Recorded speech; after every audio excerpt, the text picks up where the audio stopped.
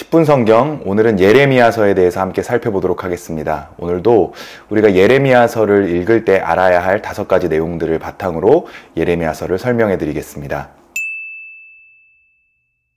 첫 번째로 예레미야 선지자가 활동했던 시대적 배경입니다.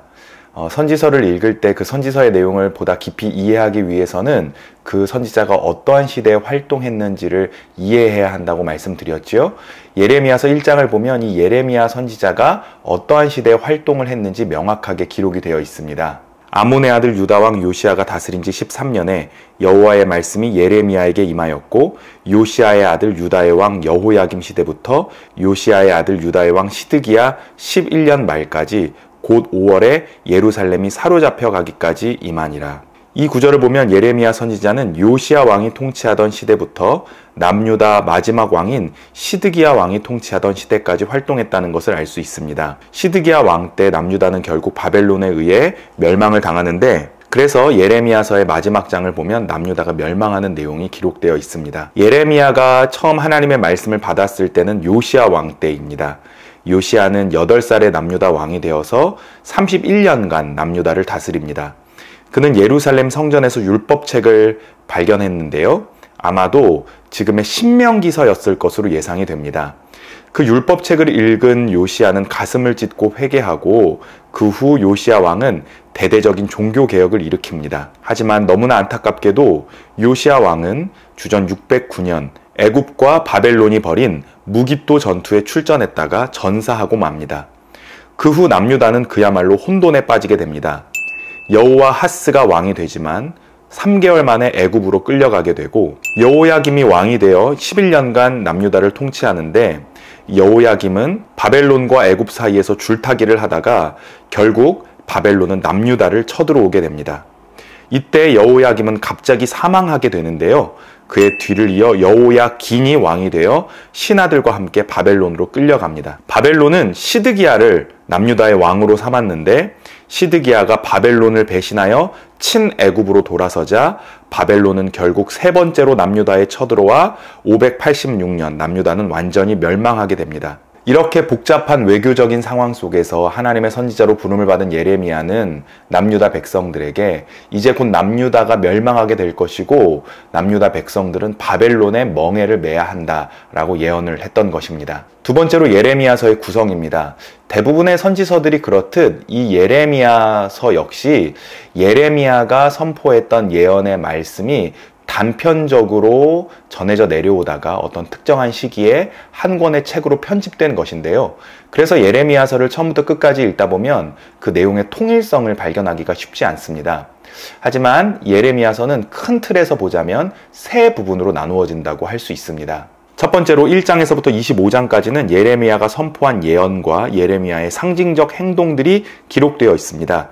여기서는 주로 남유다에 대한 심판의 메시지가 나옵니다. 26장에서부터 45장까지는 예레미야가 겪었던 이야기들이 모여 있습니다. 여기에서는 예레미야가 3인칭으로 기록이 되는데, 아마도 이 부분은 예레미야 선지자와 함께 활동했던 바룩이 기록한 것으로 보입니다. 이 부분에서는 예레미야가 얼마나 많은 시련을 당하고 거짓 선지자들과 싸웠는지 기록되어 있습니다. 감옥에 갇히기도 하고 구덩이에 빠지기도 하고 거짓 선지자에게 뺨을 맞기도 합니다.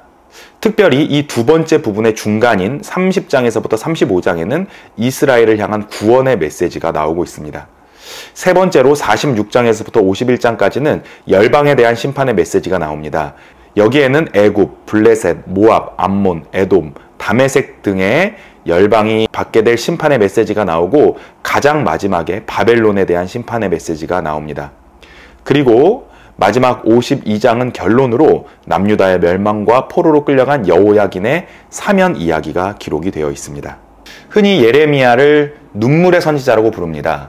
예레미야를 눈물의 선지자라고 부르는 이유는 예레미야가 하나님의 말씀을 전파하면서 많은 사람들에게 모욕과 조롱을 받았기 때문입니다.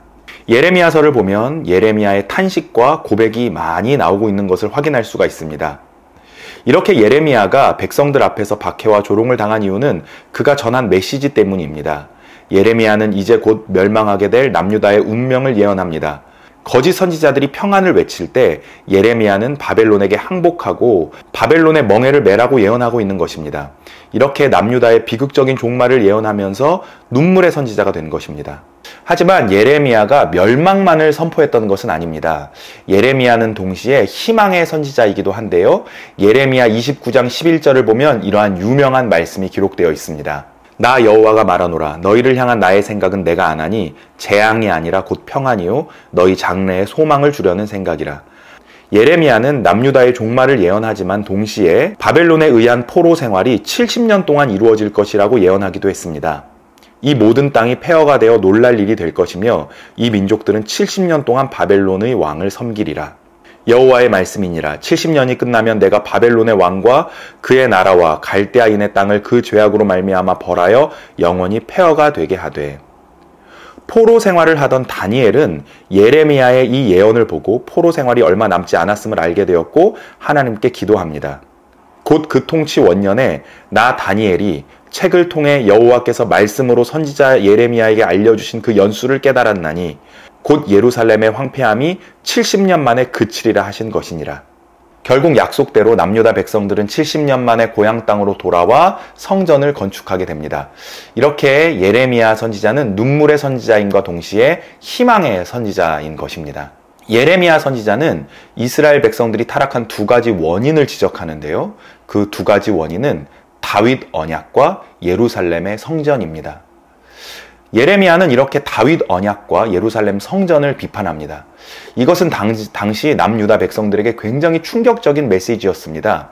왜냐하면 다윗 언약과 예루살렘 성전이야말로 남유다 백성들이 하나님의 백성으로서 가지고 있는 자부심이자 정체성 그 자체였기 때문입니다. 하지만 예레미야는 기존의 그 질서와 신앙의 패러다임이 남유다 백성들을 구원해 줄 수 없다고 선포합니다. 그러면서 예레미야가 예언한 내용이 바로 새 언약입니다. 예레미야 31장 31절을 보면 예레미야 선지자가 예언한 새 언약에 대한 예언이 기록되어 있습니다. 여호와의 말씀이니라. 보라, 날이 이르리니 내가 이스라엘 집과 유다 집에 새 언약을 맺으리라. 이 언약은 내가 그들의 조상들의 손을 잡고 애굽 땅에서 인도하여 내던 날에 맺은 것과 같이 아니할 것은 내가 그들의 남편이 되었어도 그들이 내 언약을 깨뜨렸음이라. 여호와의 말씀이니라. 그러나 그날 후에 내가 이스라엘 집과 맺을 언약은 이러하니 곧 내가 나의 법을 그들의 속에 두며 그들의 마음에 기록하여 나는 그들의 하나님이 되고 그들은 내 백성이 될 것임이라. 여호와의 말씀이니라. 그날이 되면 하나님께서는 백성들과 새 언약을 맺으신다고 합니다. 그것은 다윗 언약과 예루살렘 성전 제사로 대표되는 옛 언약과는 질적으로 다릅니다. 옛 언약은 돌에 새겨졌지만 새 언약은 사람들의 마음에 새겨진다고 합니다. 우리가 예수 그리스도를 주로 고백할 때 주님께서 약속하신 성령이 우리 안에 거하시면서 우리를 진리의 길로 인도하십니다. 이렇게 예수 그리스도로 말미암아 우리는 성령을 받게 되었고 이것이 바로 새 언약인 것입니다. 그래서 성경은 옛 언약인 구약과 새 언약인 신약으로 나누어지게 되는 것입니다. 마지막으로 예레미야 애가서에 대해서 살펴보도록 하겠습니다. 앞서 말씀드린 것처럼 예레미야는 눈물의 선지자입니다. 그래서 예레미야서에는 예레미야 애가가 부록처럼 붙어 있습니다. 여기서 이 애가라는 말은 슬픈 노래다라는 뜻인데요. 예레미야가 남유다의 멸망을 바라보면서 부른 슬픈 노래가 바로 예레미야 애가서인 것입니다. 예레미야 애가는 5개의 노래로 이루어져 있습니다. 그래서 1장에서부터 5장까지로 구성이 되어 있습니다. 각 장을 보면 3장을 제외하고 모두 22절로 되어 있는 것을 확인할 수 있습니다. 각 장이 22절로 되어 있는 이유는 각 절의 첫 단어가 히브리어 22개의 알파벳 순서로 되어 있기 때문입니다. 3장은 66절로 되어 있는데요. 22개의 히브리어 알파벳 순서에 따라 3절씩 이루어져 있습니다. 그래서 66절입니다. 이러한 시를 가리켜서 아크로스틱이라고 하는데 매우 정교한 시죠. 하지만 안타깝게도 이 정교함을 한글로는 번역할 수가 없습니다. 하지만 그럼에도 불구하고 우리는 예레미야 애가서를 통해서 남유다의 멸망을 바라보며 슬퍼하는 예레미야의 마음, 무엇보다도 하나님의 마음을 발견할 수가 있게 되는 것입니다. 우리는 올해 7월, 8월에 새벽 기도 시간에 예레미야서 1장에서부터 25장까지의 내용을 이미 살펴보았습니다. 그리고 내년에도 7월에서부터 8월에 나머지 부분, 그러니까 26장에서부터 52장 말씀을 함께 묵상하게 됩니다. 여러분 함께 예레미야서를 읽고 또 깊이 묵상하면서 이 예레미야서에 나타난 하나님의 마음을 우리가 풍성하게 경험하고 또 느낄 수 있게 되기를 바랍니다. 오늘도 10분 성경을 시청해 주셔서 감사합니다.